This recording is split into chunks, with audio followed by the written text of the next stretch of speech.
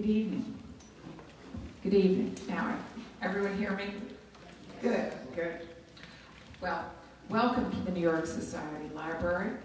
I'm Carol Malone, the chair of the board. And tonight we have the privilege of hearing Elliot Ackerman and Roxana Robinson discussing Mr. Ackerman's latest novel, Dark at the Crossing. Dark at the Crossing is a contemporary love story set at the Turkish border with Syria, and it follows an Arab American with a conflicted past as he attempts to cross from Turkey into Syria in order to join the fight against Bashar al-Assad's regime. Mr. Ackerman is based between Istanbul and Washington, where he has covered the Syrian war since 2013. He is the author of critically acclaimed short stories and a previous novel, Green on Blue. He is both a former White House Fellow and Marine, and served 5 tours of duty in Iraq and Afghanistan, where he received the Silver Star, the Bronze Star for Valor, and the Purple Heart. Author Roxana Robinson is well known at the library. She's the author of 9 books, 5 novels, 3 collections of short stories, and a biography of George O'Keeffe. She's a frequent contributor to the New York Times Book Review and the Washington Post. Her essays have appeared in numerous newspapers and magazines, and she's been named a New York Public Library Literary Lion. She's currently president of the Authors Guild. Her most recent novel, Sparta, sensitively describes the difficulties encountered by a soldier recently returned home from Iraq. Sparta received the James Webb Award for Distinguished Fiction from the Marine Corps Heritage Foundation, and subsequently, Ms. Robinson was invited to give the Janetta Talk at the U.S. Air Force. A rare distinction for an author who is not only a woman, a civilian, but a Quaker. And finally, she's written the foreword to a new anthology by veterans called The Road Ahead. After their discussion, the authors will invite questions from the audience, and you're welcome to purchase their books in the Peluso Family exhibition area outside of this members room. And by the way, there is an exhibition in the Peluso Family exhibition area of books from the 18th and 19th centuries about explorers in the ancient Near East. So please join us in welcoming Mr. Ackerman and Ms. Robinson.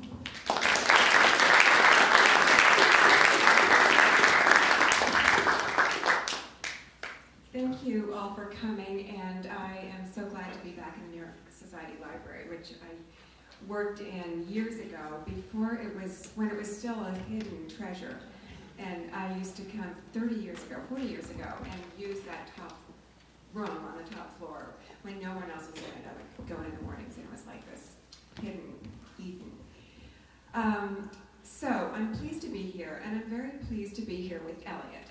Elliot was, when I started doing research for my book, as Carol has told you, I'm the wrong everything to get vets to talk to me. I'm the wrong gender, I'm the wrong generation, and I'm the wrong religion. So, and veterans are a very, as Elliot later said, Marines are a tribal culture, and it's not easy to get inside that wall. And in fact, the way I first reached Elliot was that I sat next to his father at a dinner. There's Joanne, his mother.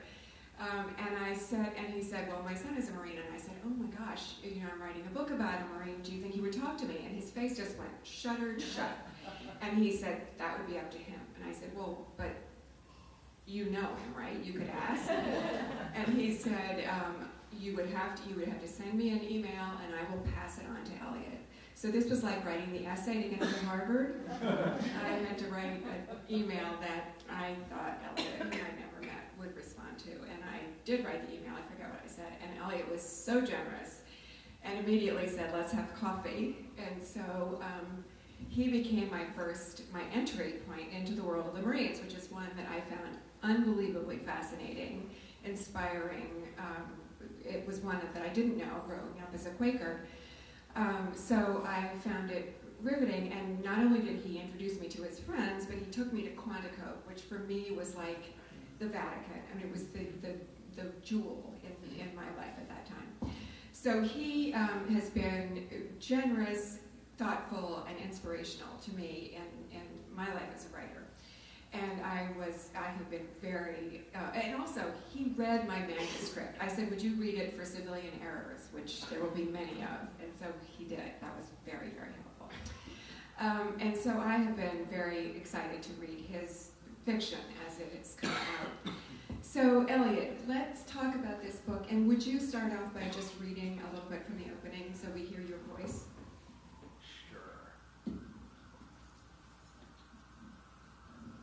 By the way, I love you because you referred to Monaco as the Vatican. many of us feel differently. So this is just the opening of the book. Can everyone hear me all right? Yeah. Good. The morning he went off to his second war, Harris Abadi spent 20 minutes in the sauna of the Tujan Hotel. Clean by his sweat, he swallowed himself in a complimentary bathrobe, went up to his room, and took a long shower.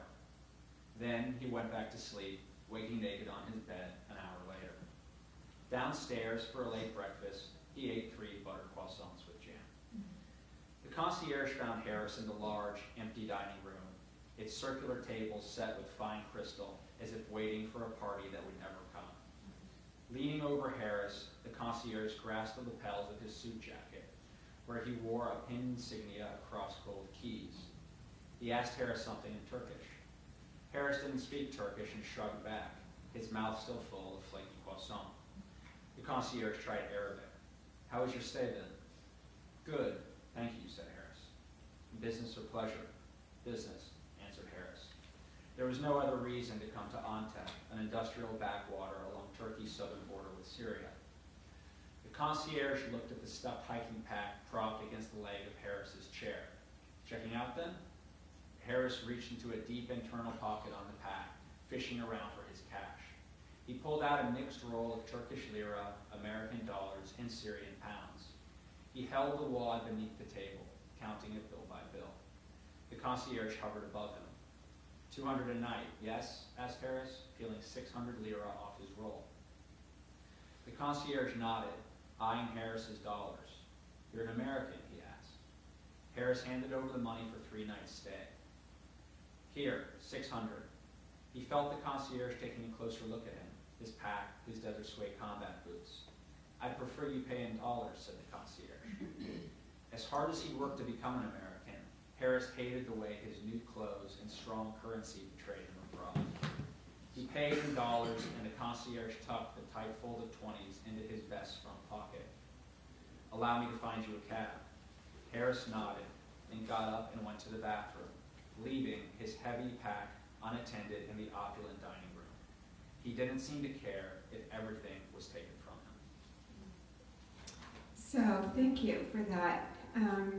We'll talk a little bit about the protagonist, but because I'm really interested by the fact that Elliot, in his fiction, goes to the other side, which is a really interesting thing for a novelist to do. But first I want to ask you about the impulse to write fiction, because we are now seeing a huge surge among veterans who have become writers, but that wasn't always the case. We don't, if looking back at literary history, we don't think of there isn't a huge body of work there, which is no longer true. It's now happening that veterans are writers, but the idea of being a soldier, especially a soldier by choice, is kind of interesting in that it's not what we assume a novelist is doing.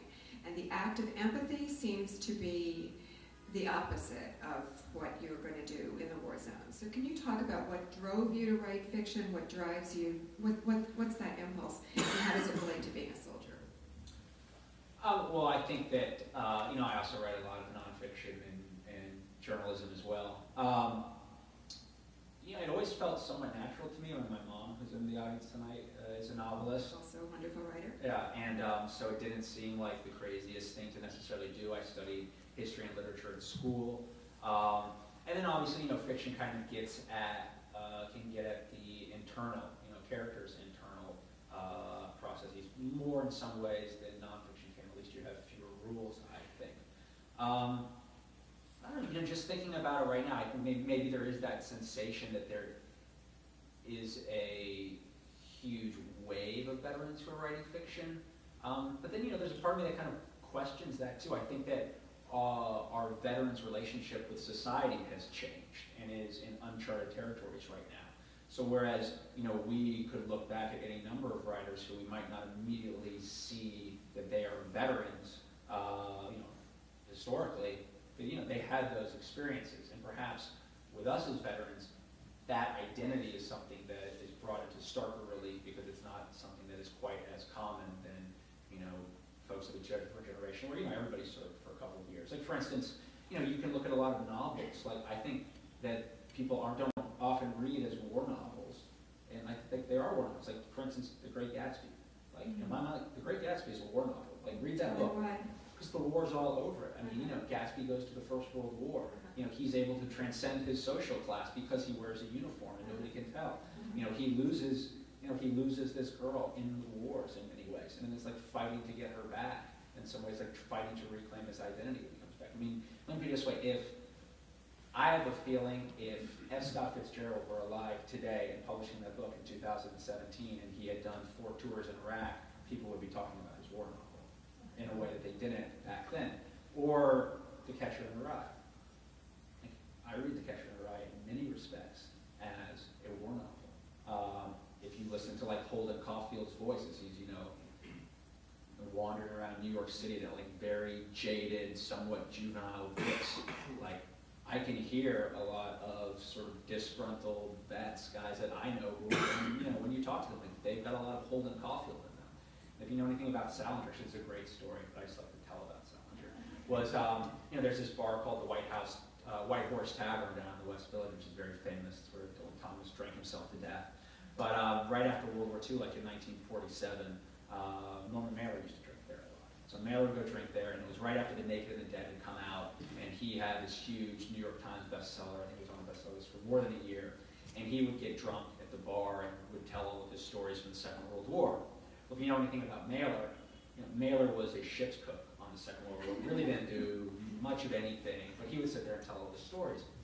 And as legend goes, there would be this guy sitting kind of at the far end of the bar who would also be drinking. He would be quietly sitting there, getting drunker and drunker and drunker until he got drunk enough to go up to Mailer and basically say that he was, full of crap, and the two of them would kind of have these little fights at the White Horse Tavern. And that guy was J.D. Salinger.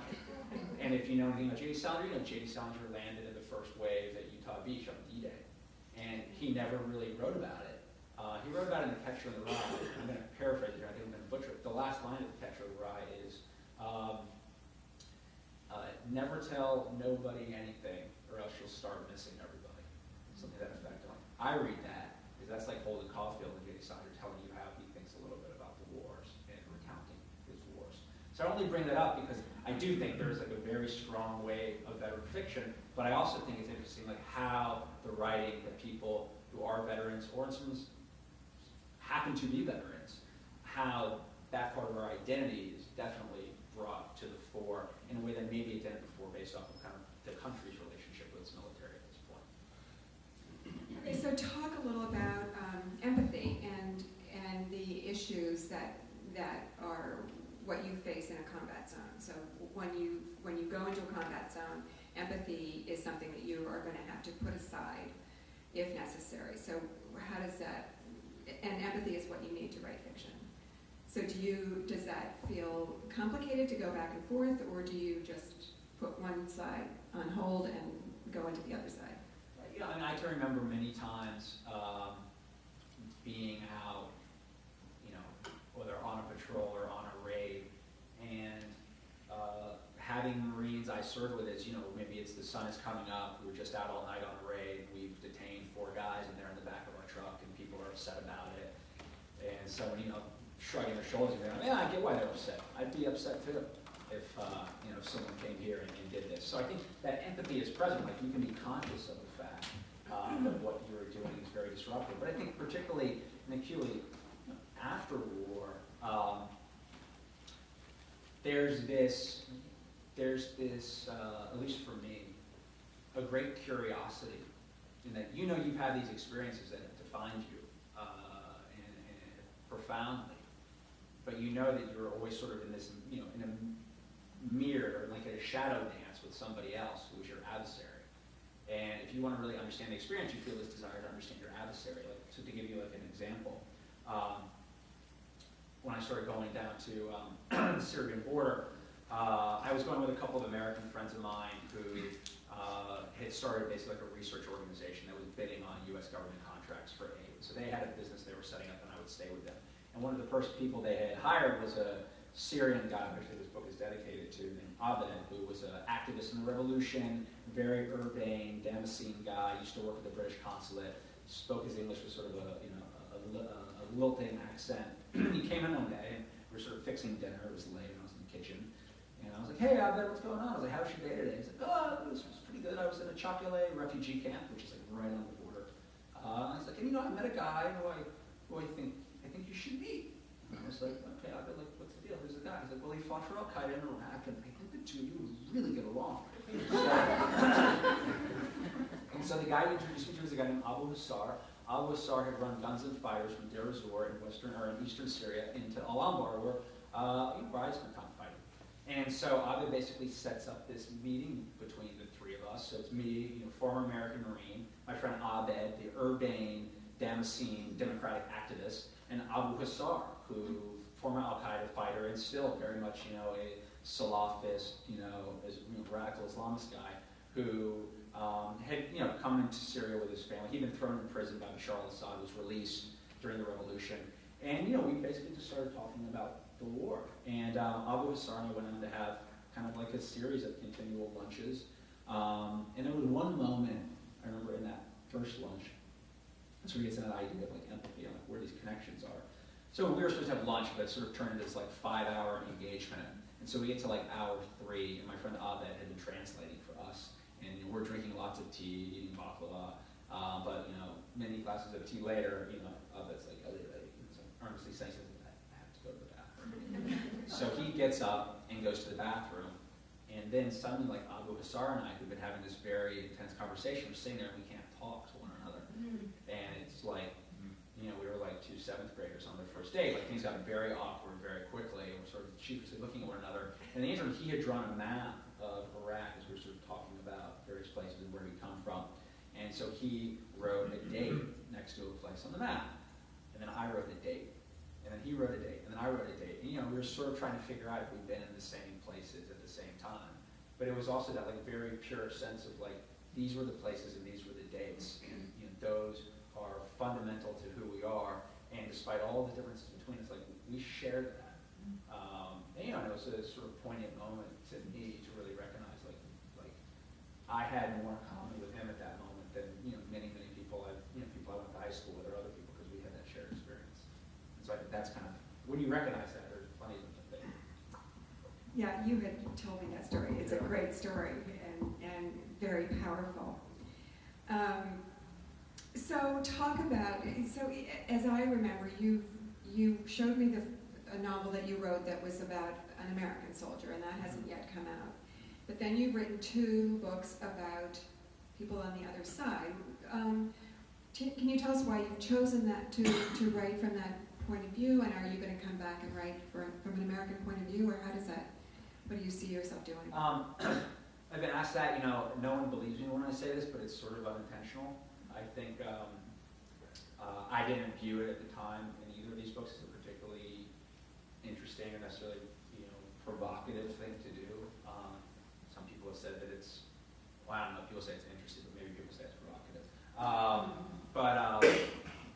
have a book that's coming out that was my next book that, you know, it is all set in the U.S. But, you know, I try to write books that are, you know, engaged in the world and the parts of the world that I'm interested in. And, you know, and so it happens that they're not populated with Americans most of the time. They're populated with other people. A point that I think has been interesting in this book, and this is something I sort of intentionally did and I'm having fun with, is, you know, this book is about an American. Right. It is really about an American. The protagonist is American. But, you know, he is an Iraqi guy who comes to the U.S. and is given citizenship. So it's sort of, he is this man of kind of 2 identities. You know, his name in the book is Abadi, with one R, which is the Arabic spelling of Harris. And so a lot of the book is him wrestling with his American identity. True. But so he's both. So can you talk a little bit also about journalism and fiction and how they're different and how they're similar and how they connect? Because you do both.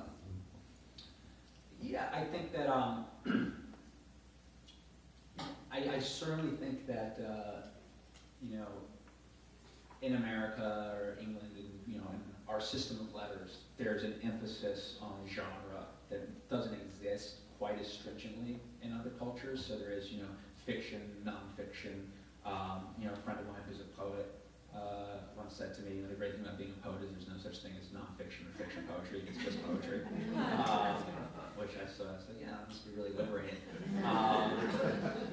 So I do think a lot of these things are a little bit artificial, right? You can look at like Karl Ove Knausgaard's, epic novels that are clearly all about, and he doesn't hide the fact they're about him. Right. But they're Knausgaard. Sorry. I've been corrected myself. Yeah, my next book will be set in Norway.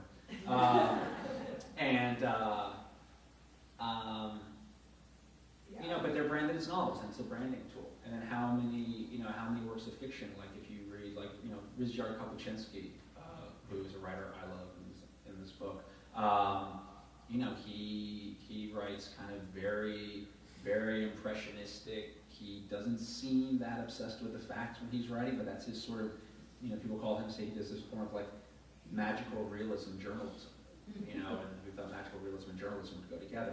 So, but to be more specific on your question, I find a lot of overlap in the two. I feel oftentimes my journalism will kind of be a first draft of the fiction and the antecedents. If one were to look at the journalism I was writing as I was writing this novel, you will see a lot of overlap between them, and that's just sort of how I've figured out to work. Yeah, that it's often though the voice can be very different, but it's a very good point that there is overlap, and that there are some people who use the same voice in fiction and nonfiction, but there are others who feel that if you're being held to reporting on something, actually, I think that reportage asks you to eliminate yourself a lot, and fiction asks you to be very present. So if you're just telling, if you're reporting on something, it's different from writing a novel about it. I would say, when I'm doing journalism, I'm experiencing something, and in the back of my mind, I'm cutting the film of what this piece is going to be. For example, I was back in Iraq this fall, and I was doing a piece. I went back to Fallujah. It was right when the Mosul battle started, so I went to Mosul to kind of ride along for some of the openings of the battle. And days are going by, and I'm meeting people, talking to people, having a conversation with someone for 2 hours, and I finish, and I'm like, there's no way that's going in the piece. That wasn't good. And talking to them for 5 minutes, that was amazing. It's definitely going in.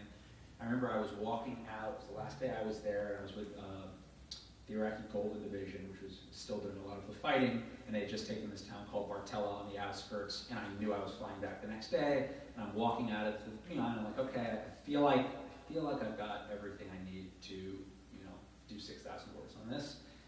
And as I was walking out of the town, this guy comes up to me and he's like, Habibi, you got a cigarette? And I stop. I'm like, yeah, here you go. And he comes up and we start talking, and he's like, so what? He's like, who are you? What do you do here? And I was like, I'm here in Johnstown. He's kind of saying, yeah, I used to be a Marine. He's like, you're a Marine? He's like, I was with 1-5, I was with 1-5 in 2004. With the ICDC, which is the Iraqi Civil Defense Corps. And we have this interesting exchange. He's like, my sister, she's in Texas, and he's telling me all this stuff. And I look at him, I'm like, how do you think? So what do you think about what's going on in Mosul? He's like, baby. He's like, no one can say how all of this ends. And I remember saying that at that moment, I was like, thank you. Peace over. So when I'm doing journalism, there's a lot of stuff that's winding up on the cutting room floor, and it's the same for me in many respects. It's the same creative process as, in some respects, as writing a novel. Because I don't know about you, when I write fiction, there's plenty of scenes I write that wind up on the cutting room floor. So I definitely find, there's not direct overlap, but there's certainly a lot of overlap for me in the two processes. So let's talk a little bit about language, because that's a big part of this book. Who speaks what language? Remind me what other languages you speak besides English. Really bad Spanish, even worse, Dari, and almost non-existent Arabic. Okay, but that's pretty impressive.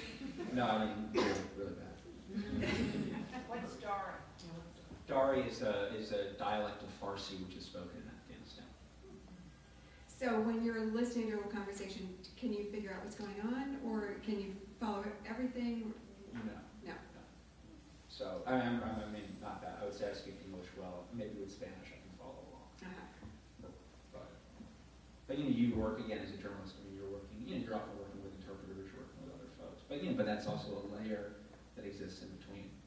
You're often speaking to folks who are either educated enough to speak some English, or you're relying on an interpreter a lot of the time. But are you tempted? So are you going to move back here? Are you tempted to stay there and immerse yourself in another place, or? I don't have a great facility for language, so I think that would sort of be it wouldn't be the best use of my time based off of history. But I'm continuing to do that type of journalism and that type of work. So, Okay, do you all have questions? I don't have to tell you this. Elliot is a great storyteller, and if you start him on anything, he tells you he was a hero, one of the heroes of Fallujah. He has great stories about everything, and also there are a lot of dogs in his work. And in this book, there's a dog named Bashar, so that, as you know, the dog is not revered in that part of the world, and so they love the idea of calling the head of state a dog. Do you want to talk about dogs at all? You told me, and you've written a bit. You have a short story about dogs. Yes, Charlie. I do. Yes. Well, maybe we can have questions, and if someone's interested in dogs, we can talk about dogs. So, any questions from the audience? Yes. I did the vote for dogs. Oh, the dogs. I think a lot of maybe, like Phil's famous story, Redeployment, did so well. The opening line is, "We shot dogs." So, and I have a short story about dogs, and I think it's probably something that comes up because oftentimes, what might not be obvious in war is like the animals you see, and I think all of us look at animals and see that there is something inherently innocent in animals. It's why I like that, amazing play like War Horse, I think was very captivating. And I think also, I remember something like in the Fallujah battle, I remember at one point, after several days, my platoon finding like a litter of puppies, and we had been like fighting pretty hard for a number of days, and it was literally everyone dropped what they were doing, and I was like, I just want to just hold the puppy, and pet the puppy, and be with this little puppy dog for a minute, and everybody did. And so I think oftentimes they can kind of, in a story or anything, and what they are in their life is they can kind of be symbolic of people tapping into what is the softer side of their humanity. So they come up. But then you can also see very savage things done to them. Yeah. One of the things that Phil did in the beginning was every time I met a vet and had a conversation with them, I would learn that I had been completely wrong about something. So it was always a series of revelations. And at one point when I was talking to Elliot, early on when I didn't know him very well, I said I had this very sort of novelist question, and I said, tiptoeing up to it, I said, so how did you feel when you learned for the first time there were no weapons of mass destruction? Afraid that he would break down and cry or something. And Elliot gave me this big sunny grin, and he said, Roxana, there comes a time in a young man's life when he wants to go to war. And I thought, oh, right. There's that too. War is really a draw. It's it's fun in some ways. So everything Elliot told me was news, was a kind of revelation. So anyway, go on. There's another question right there. How did you decide to go into the Marines?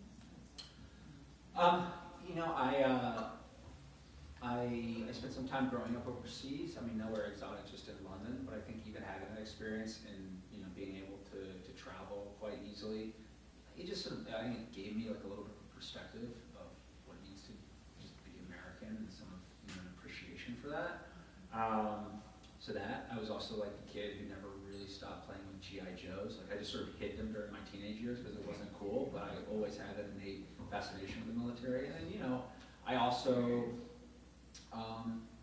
wanted a job when I came out of college, or whether or not I was good at my job or bad at my job, really mattered. And certainly mattered. Like it mattered in terms of lives, and and I could think of nowhere else where at 23 they would put you in charge of 46 people, and you would really be able to make a difference on whether or not some of those people came home, some didn't, how they were treated, just all of that. So I was sort of just drawn to that in an abstract way, that sense of responsibility. So I think that was what the initial draw was to at least join the Marines, and then as happens in life, you sort of stay, and your reasons for being or doing whatever you're doing kind of start to evolve as well.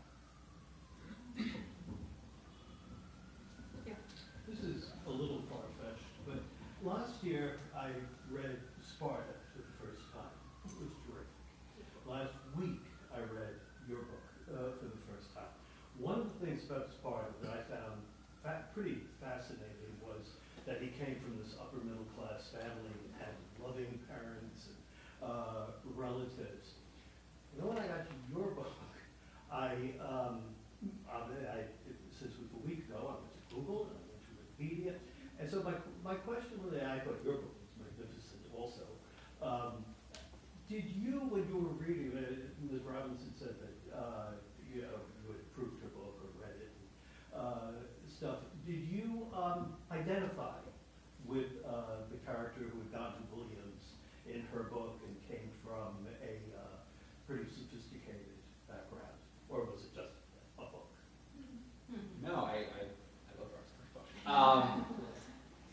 I think one thing that really I think she did that was great in her book was challenge what is often a stereotype that people who are joining the military are going in because they have no other options, and this is sort of kids who are forced to do it, in sort of like an Oliver Twist-esque way, and it's really that was by and large not my experience. I mean, I was around guys from all sorts of backgrounds.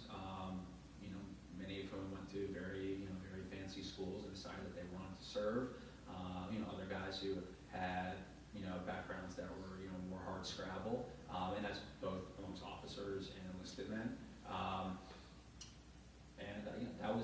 That was something that was really true. So I knew a lot of guys like the protagonist in Roxana's book, and I thought that was something she captured admirably. For both of you, were you a classics major? And was the classics major something that you created, or did you interview someone who was? I was not a classics major, and I sort of drew on that idea. There's a strain, especially in the Marines, that there's a relationship that they have with the ancient world and the Spartans, and so Sparta is a word that they actually use, and they name places Sparta, and they use it as a word. So I was interested by that, by this intellectual lineage, and there was a book called One Bullet Away by Nate Fick, and he was a classics major. He went to Dartmouth, and I thought that was, and he wrote about his intellectual relationship, and it just struck me as something that sort of creates an intellectual line between that kind of background and the military. And I was struck when I started interviewing people. I was part of that stereotype. I had grown up in my generation. People I knew didn't join the Marine Corps. They joined the Peace Corps. Mm-hmm. And if you had gone to a school like Williams, you didn't think of going to the military. So there was this kind of stereotypical response. I thought that it was an economic choice often. And then when I started interviewing people, I found this was a completely new generation. They went in for very different reasons. A lot of them were very well educated. And they were idealists, which was a surprise to me.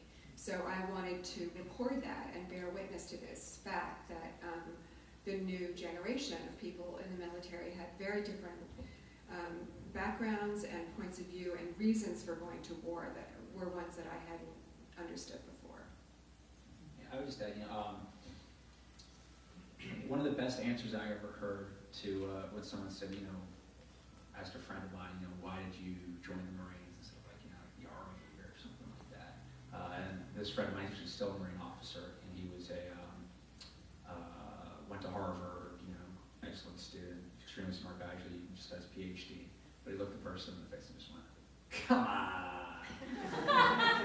And I think that like what he meant with his inimitable come on was, you know, how would I do anything else? Like, have you seen the uniforms? Like, do you watch the commercials? Do you know the history? Like, this is like a, you know, romantic organization. There's a romance around this thing that doesn't maybe necessarily exist in some of the other services. I only bring that up because something that I observed, and I would include myself in this, and I won't say unequivocally across the board, but I have often felt like many of the Marines I know are a little bit, you know, are kind of romantics. Like they, you know, they joined that service for a reason because the service is very heavily steeped in its romanticism and its culture and its, you know, the recruits at Paris Island, you know, when they turn off the lights, you know, the drill instructors make them say, you know, good night, Chesty Puller, wherever you are. And you know, people here might not know what Chesty Puller is, but he's the most decorated Marine officer of all time. And you know, to this day, 2017, there are these thousands of recruits where every night the light goes off and some filter says,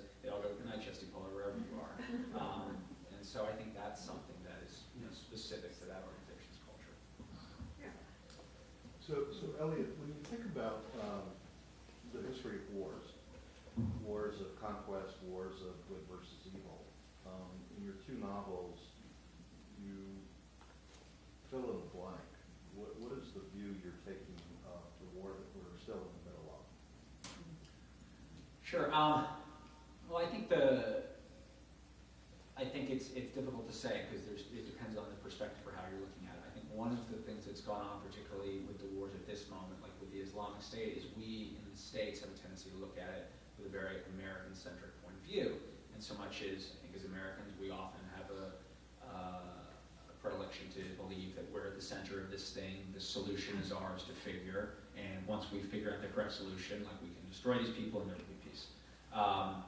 If you're in Iraq or Syria, the U.S. is sort of an ancillary actor. You know, yeah, what the Americans are like, this is a war between Iraqis. You know, this is a war between Syrians. And so I think the truth is much more in the latter, and that what's going on in the Middle East right now, at least as I've observed it at this point, is, you know, there's an existential crisis going on in what the future of the Middle East is going to be. On one level, it's political and how borders are being redrawn, old borders are being destroyed. You know, when Abu Bakr al-Baghdadi stood on the minbar of the mosque in Mosul and announced the caliphate in 2014, you know, one of the things he said in his very short statement was, "Today we bury Sykes-Picot." So that's what the war is about for them, and it's also about it's also cultural. You know, what's the future of the region going to be? Is it going to be something that is more fundamentalist, you know, rooted in Salafist Islam, or is it going to be something that's potentially a little bit more progressive and liberal, more akin to like the secular revolutions you saw during the Arab Spring? These are big, big questions in that part of the world. So when you're asking those questions, and when people who live there are asking those questions, the U.S. is not totally central to that.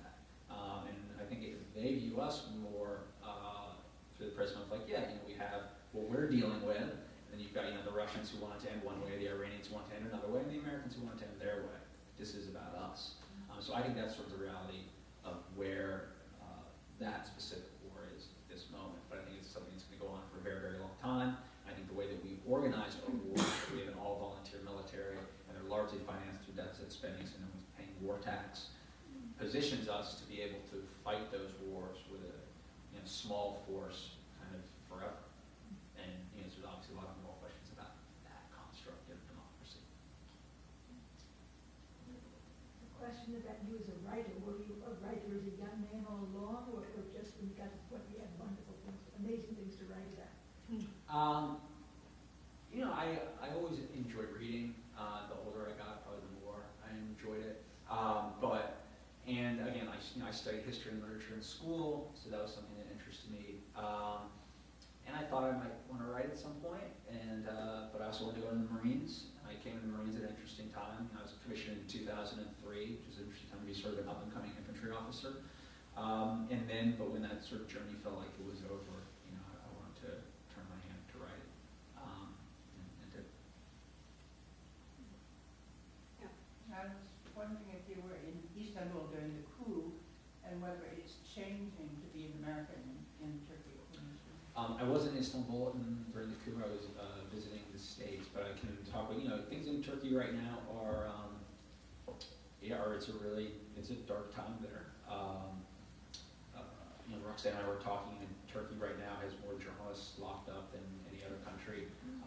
Erdogan is, really since 2014, has been maneuvering and consolidating power, and the coup in particular, allowed him to completely crack down on dissent inside of Turkey. And if you're following the news, it was a couple weeks ago now, the parliament passed what would be a draft of a new constitution that would give him executive powers. He would have a 10-year presidency where he could appoint and dismiss the judiciary, dissolve parliament if he chooses, and that's going to a nationwide referendum here shortly. And if that passes, it completely changes Turkey. And so people are feeling that. And so this is we in the news that we'll see like the Islamic State bombings that happened there, the one at the random nightclub on New Year's. It's very, very visible. But being in Turkey, the thing that, at least among Turks I know, that concerns them more than those types of episodic violence is this idea that the country is about to fundamentally change and not look like the Turkish Republic, but kind of look like what is Erdogan's version of sort of a neo-Ottoman nation. And how about as an American there, do you? My Turkish friends are sort of run with a fairly liberal Turkish crowd, so there's not a lot of anti-Americanism amongst them, but certainly anti-Americanism is on the rise, and around the coup, there are many, many conspiracy theories that, it was all Americans and the CIA plot and the rest of it.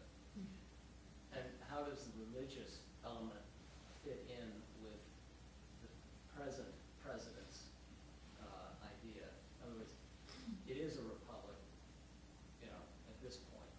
May not be for very long, but will it become a religious state? Yeah, I think that's it's been really interesting to observe that.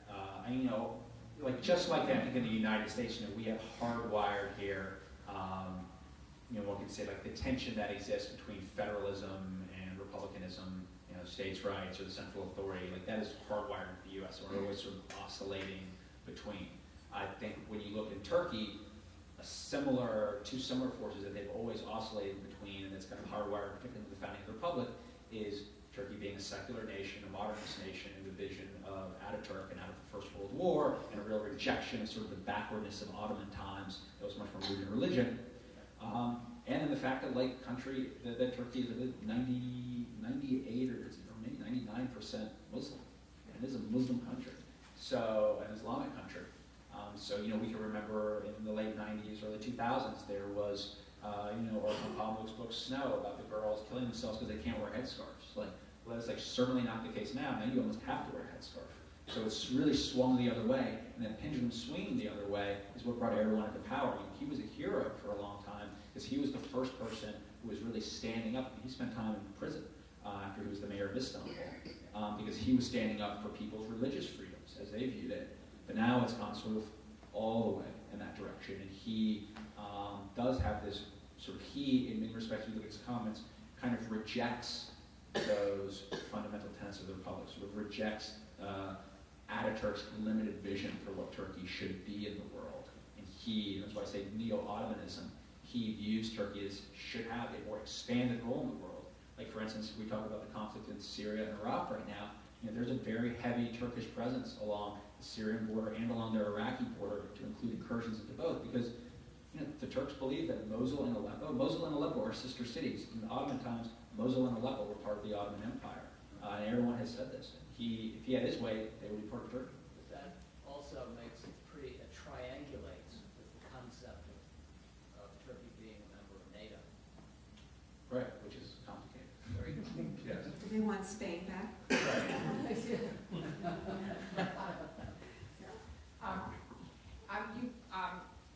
is a question for Elliot. Halfway through the novel, you have the love interest of your protagonist, Harris. You have Daphne make an interesting statement. Harris quotes her as saying, war can be a blessing.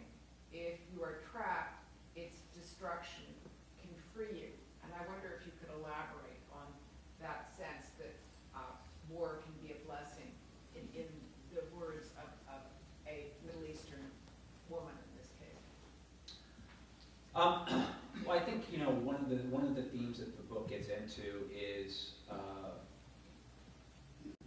not only what conflict is, and in this specific case, she is reflecting on the fact that her life was heading in a certain direction, and the war knocked it off that direction, but it kind of gave her a renewed sense of purpose, which was surrounded around her daughter, who she's now lost, and so she reflects on that.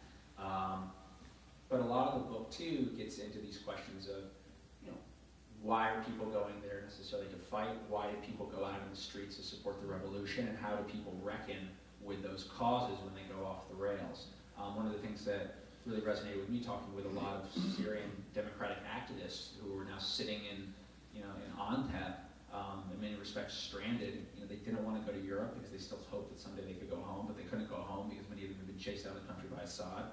And they would say things like, on the one hand, I'm incredibly proud of my revolution. You can't imagine what it felt like to go out in the streets and protest.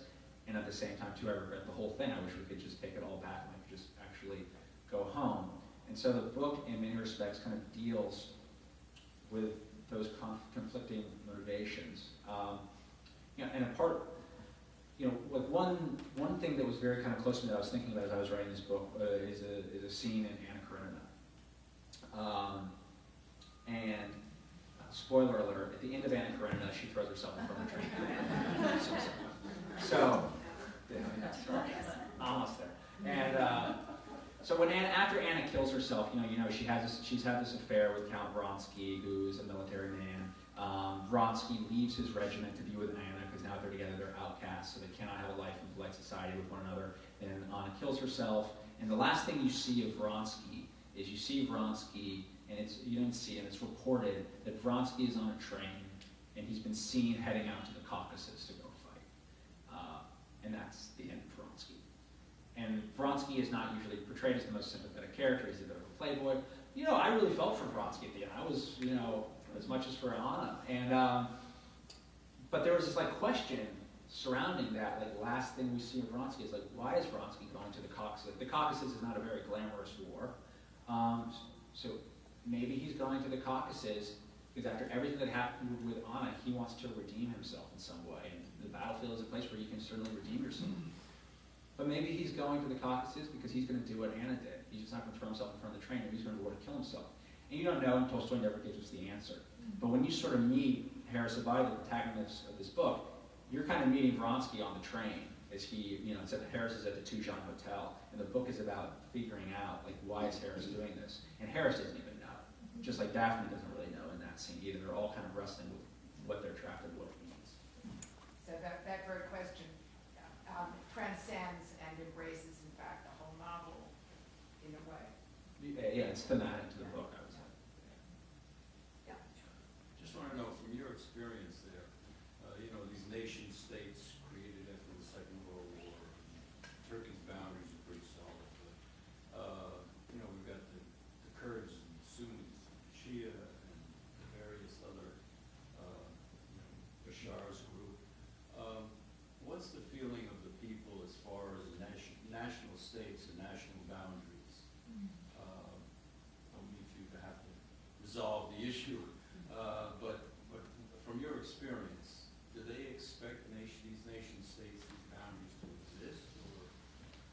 Sure. I think it depends, and I don't have an answer for how everyone feels unequivocally. I can definitely, I think in Turkey, there's a really strong sense of Turkish nationalism, but that sense of Turkish nationalism, what it means to be a Turk, goes into the Kurdish question, because many Kurds, or Turkish Kurds, do not feel that sense of nationalism, or if they do feel it, they want to be able to express their Turkish identity. So there's a conflict. If you go into Iraq, you obviously have the Sunni-Shia conflict. Being in Baghdad recently, you walk out of the airport in Baghdad, and as far as I can see, there are green flags with the martyr Ali on them, which is a very aggressive Shia, standard. And as people were, as the trucks were rolling into Mosul for that battle, all of the, nominally secular Iraqi troops are flying Shia battle flags. My church is looking at these guys and, you're really not doing a good job of convincing people that you're sort of a non-sectarian, force with your Shia battle flags. So, these are major, they're challenging the seams of, what is this sort of, what is like the quilt of in some places they're challenging the scenes more so than in others, but it's, again, I think it's part of that existential question of what the region will look like. Who knows how it will end? Who knows? Yes. Excuse me. I'd like to ask you how you are protecting yourself from too much empathy. Because having spent a lot of time in the police, I know that it can get under your skin in a way that is almost unbearable. In terms of so many sweet people, so many incredible people that you meet, and then you come back here and they're there, and it's all so sort of, it gets so bound up in your own emotional self that I'm wondering how you protect yourself. Yeah. Okay. Well, the great thing about me is I'm also kind of a jerk. So, I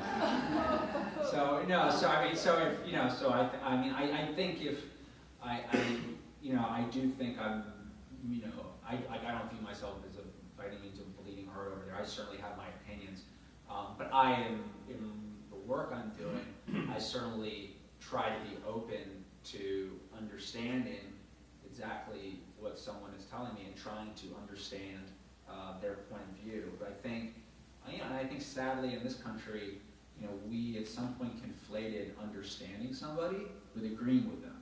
And it's like, if I'm going to take the time to understand you, that means I agree with you. It's like if you're on Twitter, everyone puts like retweet does not equal endorsement. Like, well, who the hell said that? So I think there's definitely a difference for me. And when I say like I'm a jerk, I mean in my mind it's like very clear. Like I'll sit there with you. I'll sit with my friend Bashar who fought for Al-Assad in Iraq, and I'll talk to him all day until the cows come home about his vision of the Mahdi's apocalyptic re-arrival on Earth. I'm not. I don't agree with it. Okay, one more question? Or do you know everything you need to know?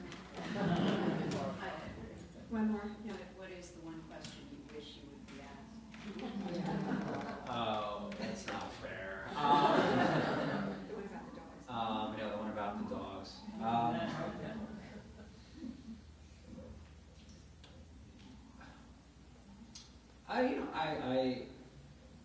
I don't necessarily know. I think it's a very, I think we're living in incredibly uncertain times. And I think that, I'm often asked, why write fiction? Why not just write nonfiction? But I think that, the one thing that is sort of missing is people's ability to emotionally connect to folks who are very, very different than them. And I think that's something that only fiction can do. And so I think there's a lot of people who are writing great fiction right now that's trying to be engaged in that level. And so I hope people support those books.